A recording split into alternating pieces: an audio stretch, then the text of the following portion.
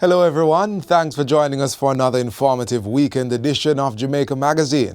I'm your host Theodore Henry. Inside these pages, Western Roundup highlights the Health Ministry's Know Your Numbers campaign, and we're getting health-wise about managing viral infections. There is more to discover on the other side of this break.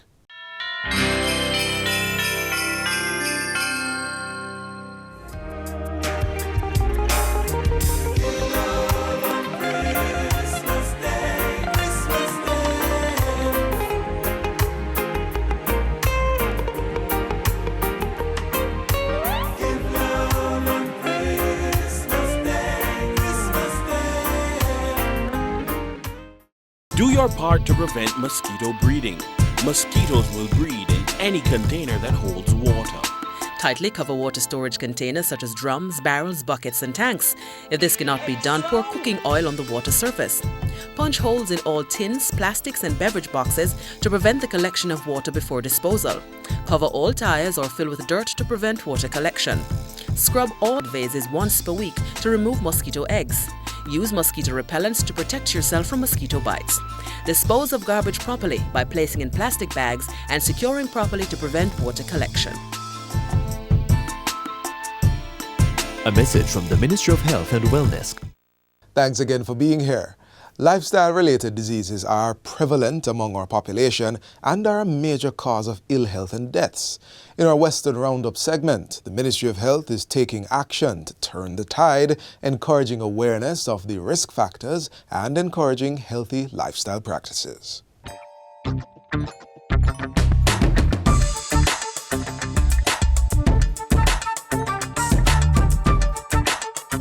Know Your Numbers is the name of the new public education campaign being led by the Ministry of Health and Wellness. Their most recent stop was in Junction St. Elizabeth, and the Western Roundup team was there to capture the highlights. Stay with us. Jamaicans across the island are being urged to take care of their health and make regular checkups part of their routine. The Ministry of Health and Wellness has taken to the streets with its Know Your Numbers campaign, where some 500,000 free screening tests will be administered to the public for the 2023-2024 calendar year. The call comes as there has been an increase in the number of lifestyle ailments, such as diabetes and hypertension among the population. A lot of people walking around with high blood pressure and with, they call it hypertension, right? Doctor call it that. And they don't know that they have high blood pressure until they get a stroke. God forbid anything like that should happen to any of us. A lot of people are walking around and they don't know until they get a heart attack. A lot of people are walking around with diabetes, we call it sugar, and they don't know until one day they reach the doctor and the doctor says the kidney not function, or you have poor circulation and you have to cut off the leg or cut off the hand. If they had known the numbers, if they knew that they had high blood pressure, if they knew that they were prone to diabetes, then the doctor could give you medication, change your diet, tell you to exercise, and all of a sudden, you'd bring things under control. You understand? We have too many people went up in the hospital, and they only go to the hospital when they find out so they're sick. What Know Your Numbers is intended to do is to help people not to be sick, to control your condition. Nothing wrong with enjoy yourself, but sometimes you have to cut back on this and cut back on that. Moderation, balance, okay? During the most recent campaign held in Junction St. Elizabeth, scores of residents turned out to benefit from the services being offered. I've just registered and I've done my height and the BMI, and I do my blood sugar, my blood test. I'm moving on to the next tentative thing to do the cholesterol. I would encourage especially the men to come out and know about your cholesterol, blood sugar, especially for those who work in the sun. Right about now, me there do some tests where St. Elizabeth people love to know about them health. So we love to know say we health in good tap. So we come and take advantage of these good things that the government have to offer inside of St. Elizabeth. So right now, me just do me me got 3 booth already, and I head off to about 15 more. Boy, I if do some more tests, we'd have to have $1 million to do some more tests. I have done my blood pressure check already, weight and height, and I'm moving on to cholesterol and HIV test now. I find the event very great. It's a good initiative. You know, a lot of persons find it difficult to go to the doctor and get checkups. It was a good experience, and it's good to know your status, and I will encourage anyone to know their status in this healthcare system. Through the regional health authorities, the ministry will repurpose its COVID-19 mobile units to offer more mobile screening services across the island through its community outreach programs. Core services to be offered include screening for body mass index, hypertension, diabetes, vision, cholesterol, and HIV and syphilis. Expanded services will include ECG, prostate cancer, breast cancer, cervical cancer, colorectal cancer, dementia, frailty, and immunization. The program will also feature a pathway to care, which ensures that once diagnosed with any chronic illness, persons can immediately be referred into treatment.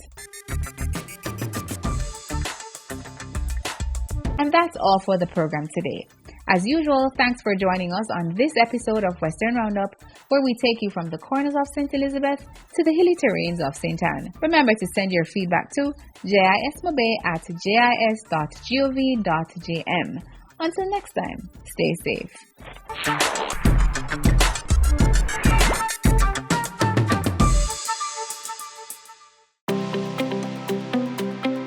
Flu season is here. Let's fight the flu with these tips. Stay up to date with recommended flu vaccines. Practice good hygiene, that is frequent hand washing and sanitizing, covering your mouth and nose when sneezing, and sanitizing frequently touched surfaces. You're also encouraged to eat a balanced diet, take vitamin and mineral supplements, stay hydrated, and stay away from persons displaying flu-like symptoms. Protect yourself this flu season.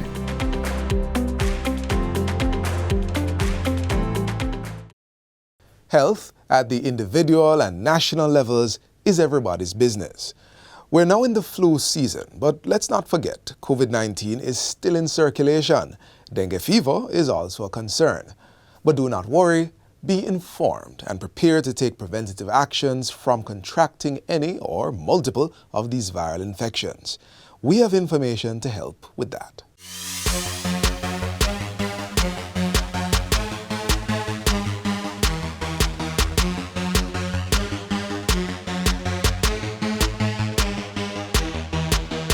Controlling the triple threat of COVID-19, influenza and dengue is a major agenda item for the Ministry of Health and Wellness.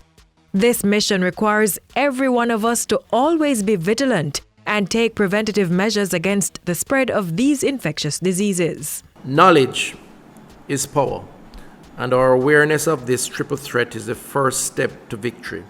The next step is to do what we know needs to be done and can be done to protect ourselves and the people we care about.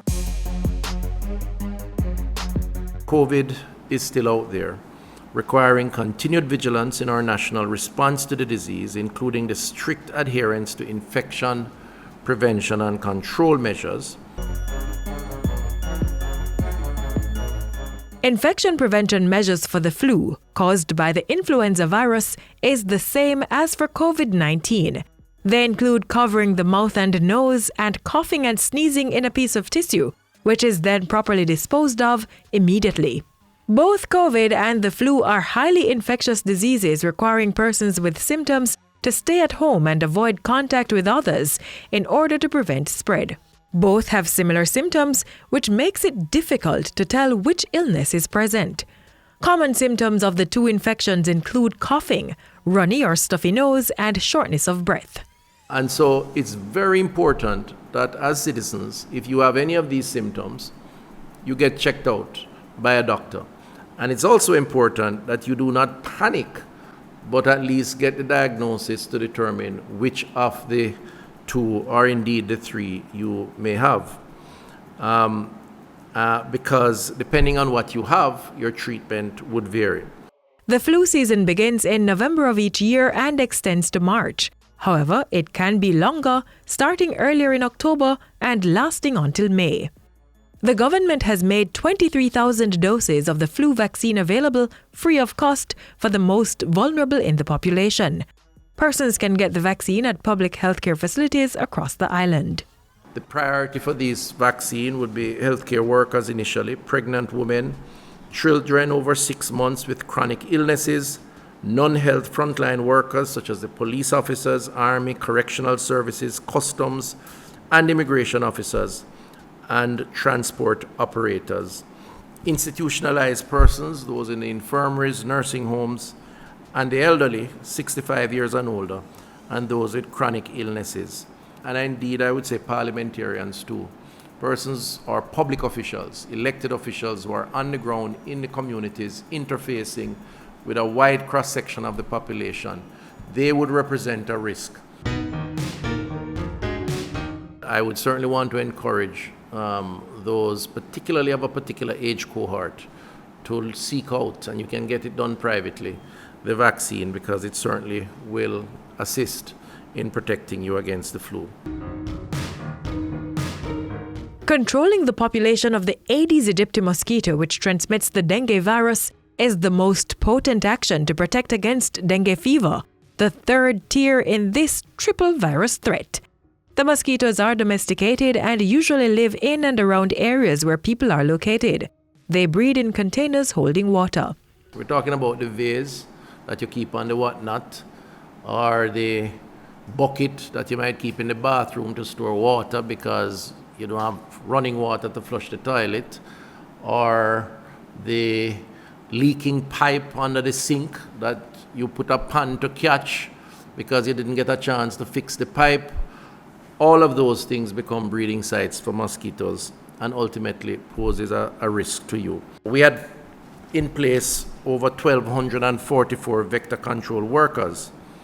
222 are permanent, so those are the ones on staff, but we engaged just over another 1,022. Those are still in place, and they have been out in the field doing the work, bringing the messaging, giving out the brochures.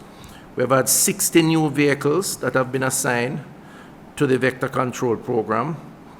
36 of the 60 had vehicle-mounted foggers. We have 76 handheld fogging machines with another 35 in stock.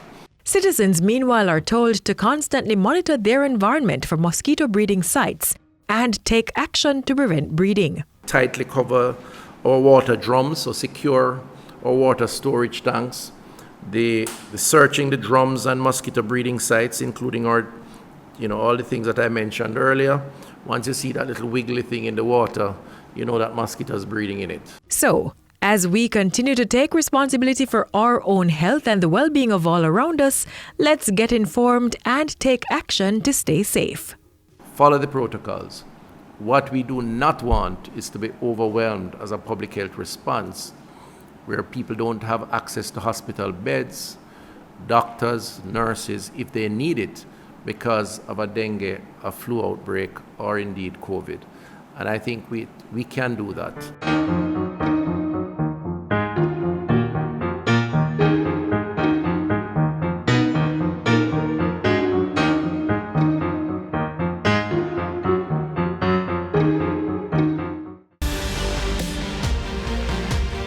Yes, walk right over there and drop it in the bin. Reuse that wastewater from your kitchen for the garden. Get your hands dirty and plant a tree. Farmers, hold off on the pesticides, especially near our rivers. Do your part to protect our watersheds so we can preserve the source of our drinking water. Every act to protect our watersheds counts. Start now. Safeguarding life and livelihoods from hazards brought about by climate change requires us first to be aware of the dangers. Then we must take action to protect against the risks posed by climate change. Keep watching to learn more about national strategies for tackling climate change in Jamaica.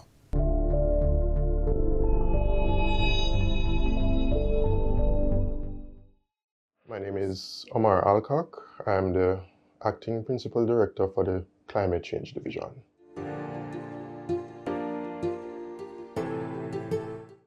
Well, the Climate Change Division starts with assisting other ministries, departments, agencies, the private sector, NGO communities, CSOs, in putting together projects, programs, and initiatives geared towards combating what I want to call this monster of climate change.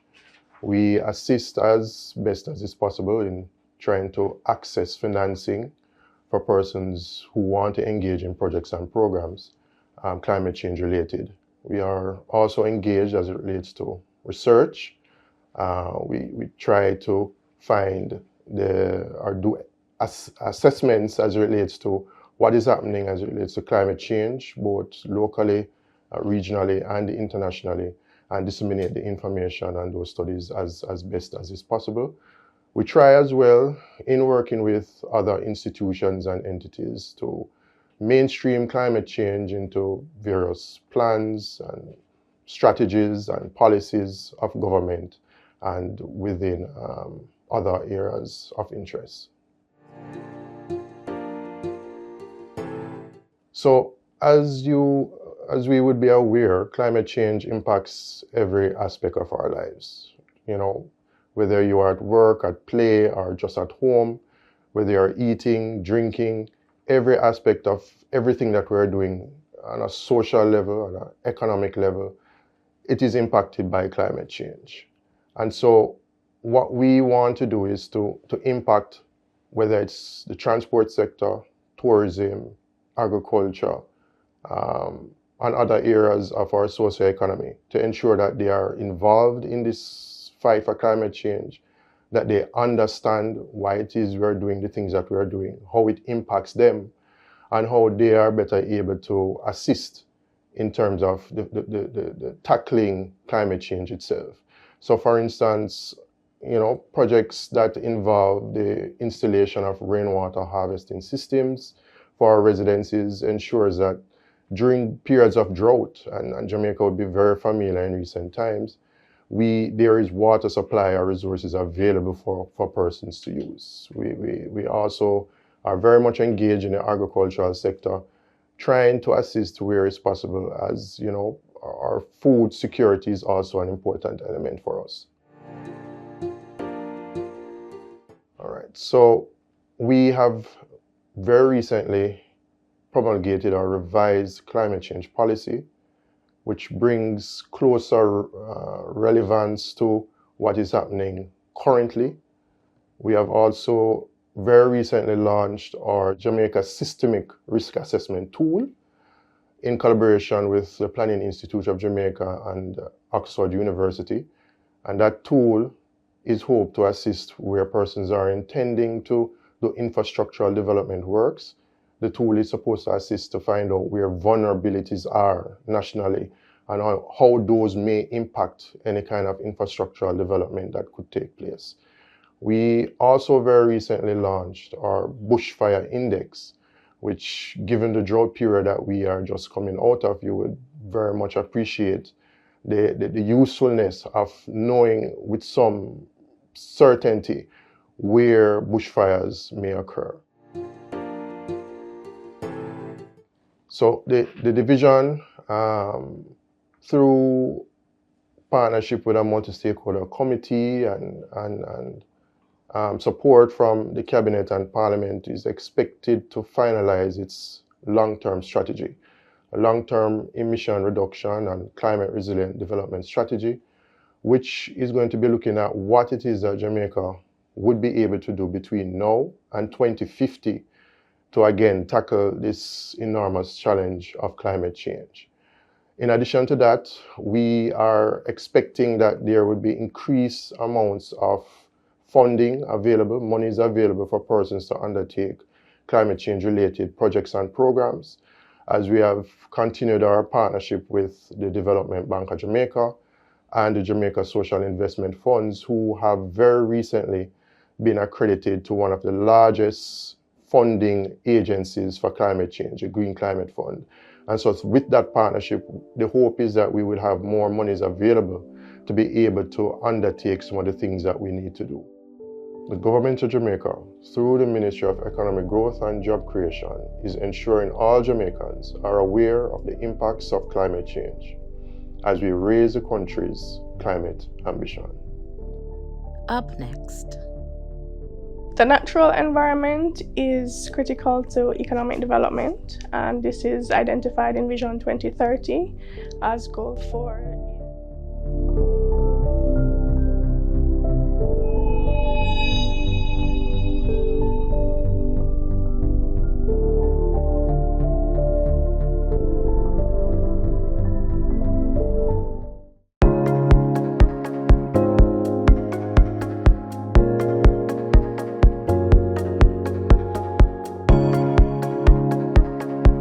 Practicing good oral health is essential in maintaining fresh breath and a healthy smile.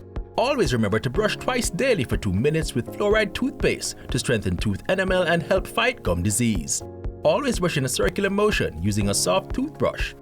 Floss once daily to remove food particles between the teeth and the gum line.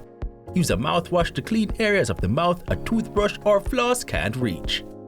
Change your toothbrush every 3 to 4 months. Visit your dentist every 6 months for checkups and cleaning.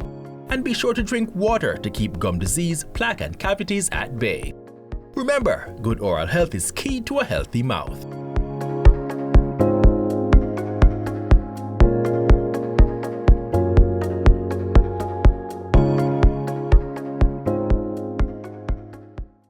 In one of the world's oldest professions, opportunities abound to create wealth and a sense of pride and joy. Agriculture provides this avenue for young persons to make a difference in their lives and that of others around them. Young people like Cleo. We have a little hospital coop basically for the chickens that, don't look so promising. My uncle Raymond, he's a big poultry farmer because, social media is new marketing tool basically. Hi, my name is Cleo Jones and this is my story.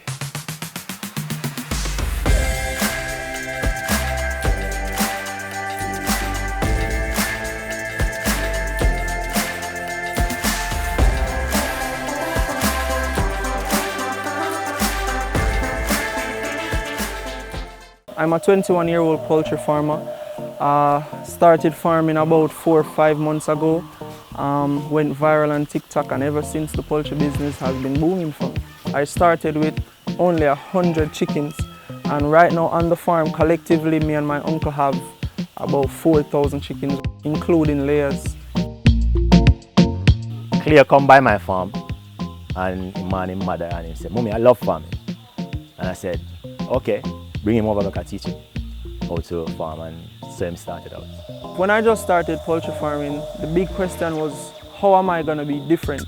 I didn't just want to walk into a restaurant and say, "Can I speak to the owner? Hey, some raised fowl." I didn't just want to do that. I wanted to market it in a way that I separated myself from other poultry farmers, made my brand different. And something just came to my mind that, hey, you're good at, music, you're good at writing songs, poems.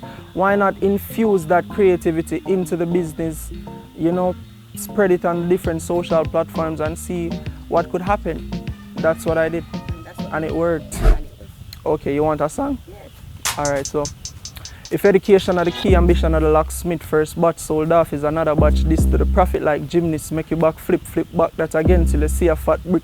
We supply wings and legs and hip for the curry and fry and jerk man grill link. If you know smarty with the chicken and chips, big up Damien and the whole chicken and things. High pro feed, make your birds active, youth start farming and make a million quick.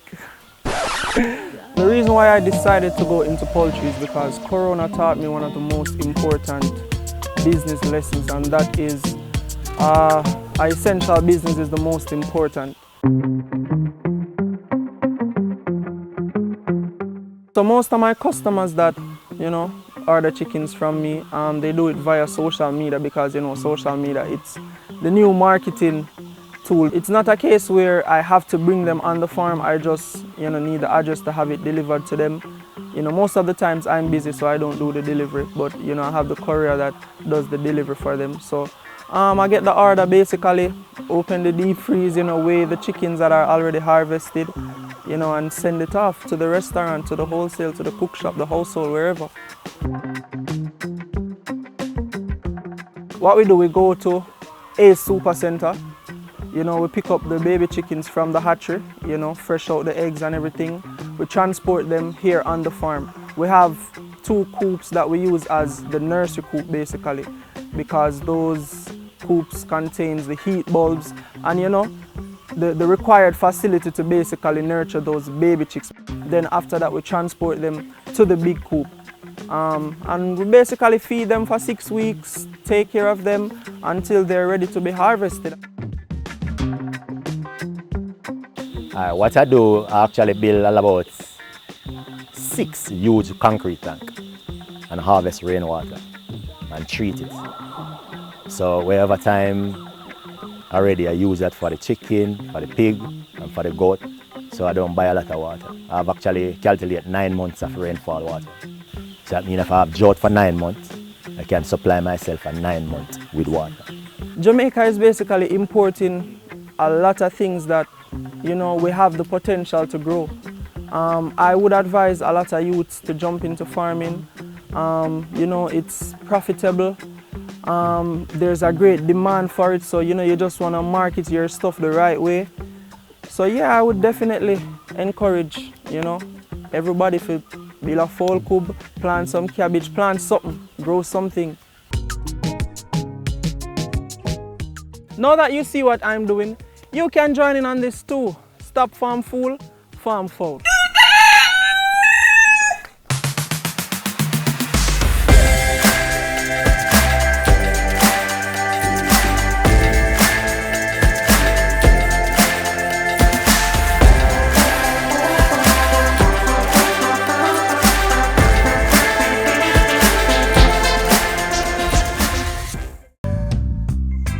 There's a lot more to Jamaica than just what meets the eye. I had always loved art. It was my first love. It set me free. I did some artwork for the Half Moon Hotel. And shortly after, 14 guests showed up at my gate thinking I had a gallery up here. And that gave me the idea that I need to have a gallery. And so the guests would come up, they see the garden, ask if they could go for a walk, but everybody came back saying, we should make something of it. It was inspiring and they described it in many ways. When they come here, we give each guest a welcome and a little history about the place before they take the tour. There's one word that they repeat over and over again. Love. They feel love in this place. One guest we had in the early years was from Germany. And he said, I spent 5 days on the beach looking up in these hills and just wondered what was life like up there. And he found us. People who travel want to experience. And this is what we try to offer, an experience. Every guest that leaves this place, say it, I came here as a guest and I felt like family. Yeah. Come to Jamaica and be our family. We all have a story to tell. Mine is just one of millions that are out there. And they're all good.